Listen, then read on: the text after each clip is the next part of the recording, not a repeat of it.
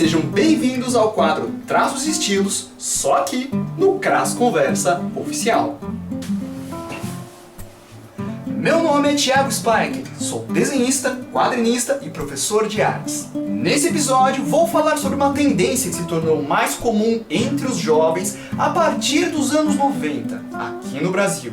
O popularmente conhecido estilo mangá. No episódio anterior do CRAS Quick Tips, eu já expliquei para vocês o significado da palavra mangá. E ela, por si só, não representa uma tendência ou estilo, mas sim é a tradução da palavra história em quadrinhos para o idioma japonês. Tanto é que se você der um gibi do Cebolinha ou da Mônica na mão no japonês, ele vai chamar de mangá.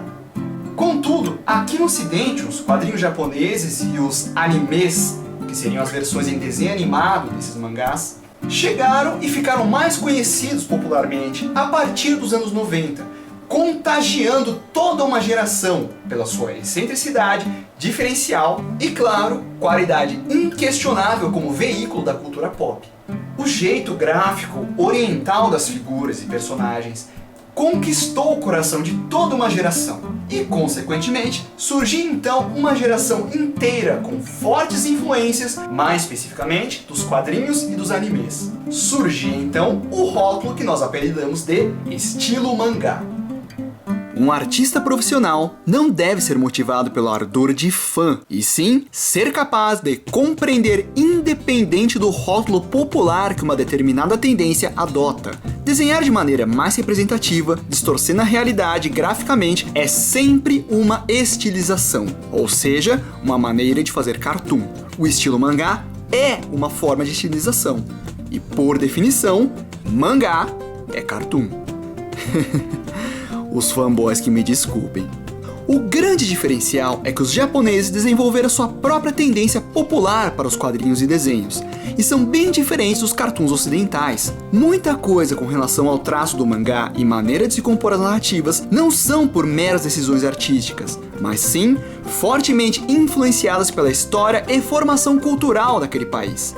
Vale mencionar que os olhos grandes e cheios de brilho, elementos que muitos consideram como sinônimo do mangá, este sim foi proposto por um artista, o Super Mega Blaster Fucking Boss dos mangás, Osamu Tezuka. Ele dizia que a referência veio de uma peça de teatro que ele assistia quando era criança, no qual as dançarinas usavam uma maquiagem com muito brilho ao redor dos olhos, fato que tornava a expressão facial delas muito mais dramática. Tezuka dizia que os olhos são a janela da alma. É possível ver os sentimentos de uma pessoa pelo seu olhar, e foi daí que ele criou uma personagem com grandes olhos e cheio de brilho. A fórmula deu certo, todo mundo gostou e copiou depois. O fato de ser preto e branco, as linhas de movimento, a narrativa cinematográfica, o tipo da estilização do desenho, o grande número de closes, foram todas tendências que se deram pela formação mercadológica da publicação dos quadrinhos, desde as primeiras publicações que surgiram, mais precisamente no pós-Segunda Guerra. Quem quiser saber mais sobre essa história dos mangás, eu vou deixar no link da descrição alguns livros que contam sobre a formação de mercado de quadrinhos japoneses. Confere lá. Como é o aprendizado? Muita gente associa que prefere desenhar mangá porque é mais fácil. Na minha opinião, não tem nada de mais fácil. É apenas diferente. Só. O que acontece é que superficialmente tem-se a impressão de resultados mais rápidos.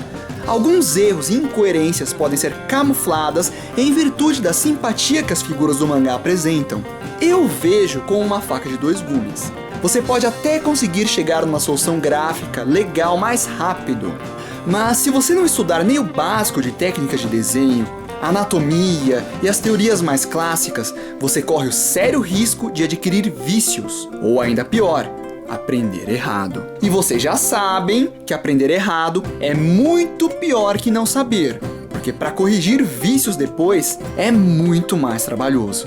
Aspectos muito ricos dos quadrinhos orientais eu considero a resolução gráfica utilizando apenas o preto e branco, e as famosas e lendárias retículas, que é o preto e branco também, mas que simula os tons de cinza.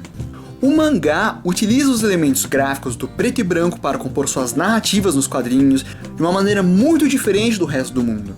Destaco também a forma como eles usam as onomatopeias. Se você não souber ler japonês, você não vai entender o que está escrito, mas elas são utilizadas de maneira plástica e de uma forma que só é possível graças aos tipos de caracteres que se usam no idioma em japonês.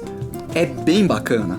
Vale a pena compreender os conceitos de beleza oriental que são muito diferentes do ocidental. Eu vou dar um exemplo. Atualmente, o conceito de beleza masculina e feminina no Japão não tem muita diferença. Basicamente, para nós, existem mulheres bonitas, como mulheres, e homens bonitos, como homens. Homem com cara de mulher, ou fica com cara de criança, ou fica com cara de jockey de jiboia. Para eles, os mesmos conceitos de belo se aplicam tanto para mulher e também para homem. Traços delicados, finos, corpo magrinho e esbelto, enfim.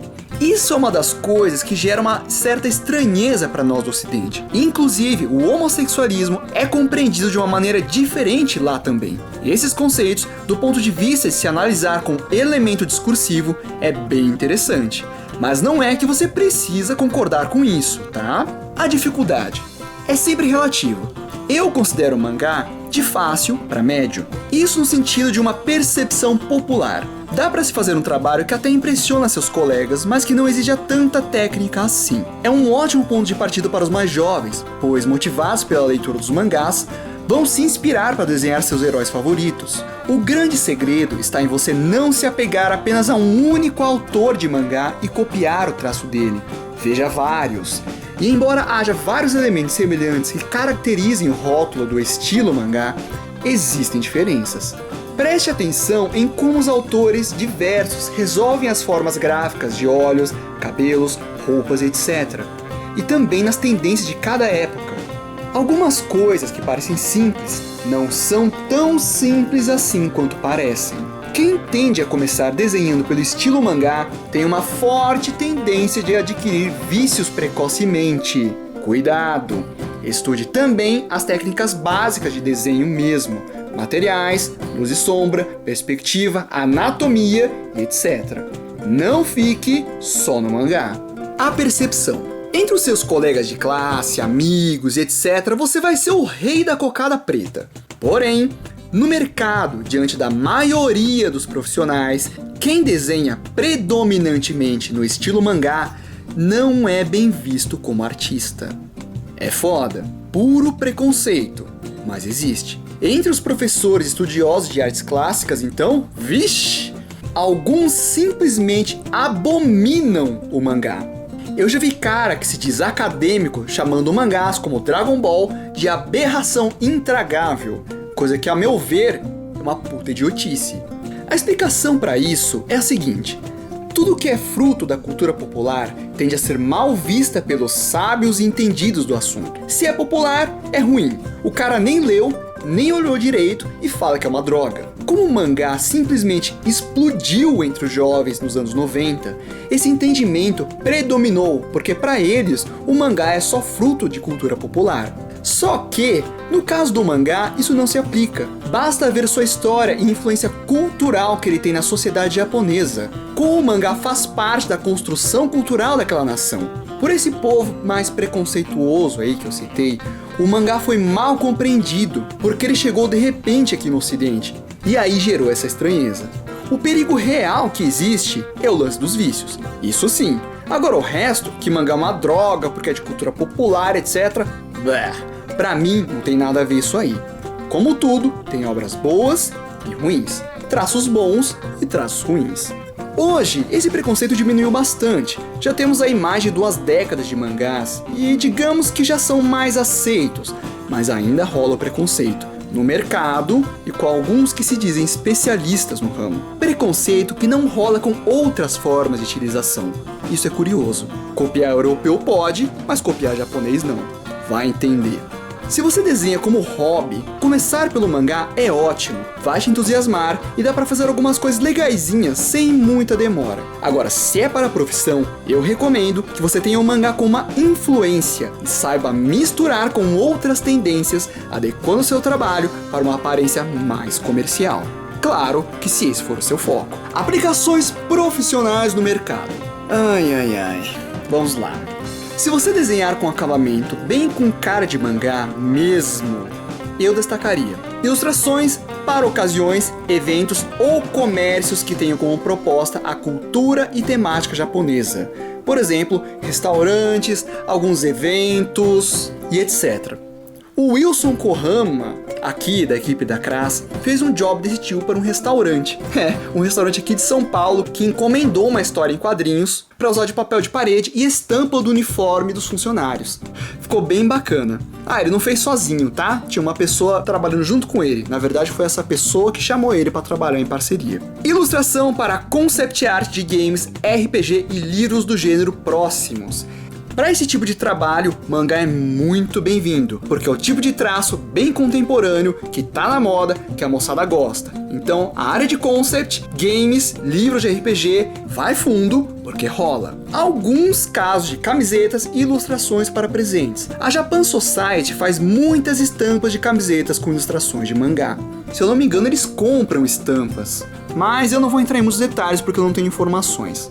Ilustração para livros didáticos, livro infantil e revistas. Para esse mercado editorial em particular, eu diria que vale a pena você ter um mangá com uma influência um pouco mais suave. Se você deixar mangá demais, acaba não sendo muito bem-vindo. Existe uma certa visão mais tradicionalista sobre certos ramos editoriais. E esse olhar mais tradicional que ainda predomina, olha para o mangá com uma certa estranheza. Então, eles até por um lado são bem-vindos por ser uma coisa contemporânea, mas é interessante você ser capaz de dissolver um pouco o estilo mangá oriental muito carregado e deixar ele um pouco mais híbrido. Você vai ter mais portas abertas. Mercado publicitário, produtos infantis como embalagens, material escolar e etc. Vale a mesma coisa que eu falei para as ilustrações editoriais. Tenta dissolver um pouco, não deixe tão mangá com cara de mangá oriental mesmo. No mercado ainda não é muito bem aceito. Essas foram algumas sugestões. Thiago, mas você não falou que serve para ser mangaka.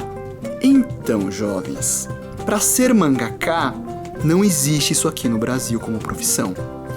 Calma, não chora, não precisa falar que você odeia o Brasil, falar que você nasceu no país errado, que você trocaria o futebol por um mercado de quadrinhos, enfim, calma. Eu sei.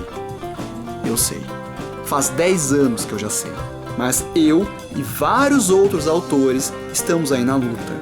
Não com o rótulo de mangaka, mas como autores de quadrinhos. E vamos ver no que dá.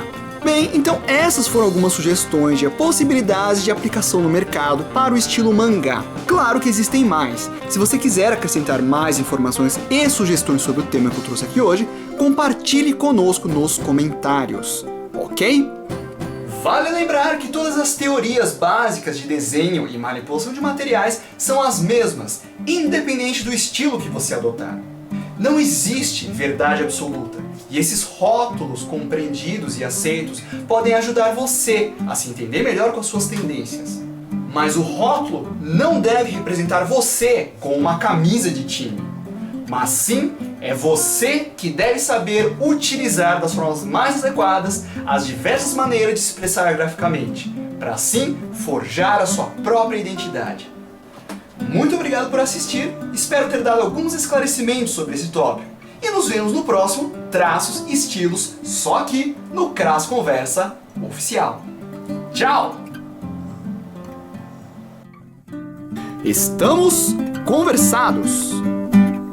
Por enquanto.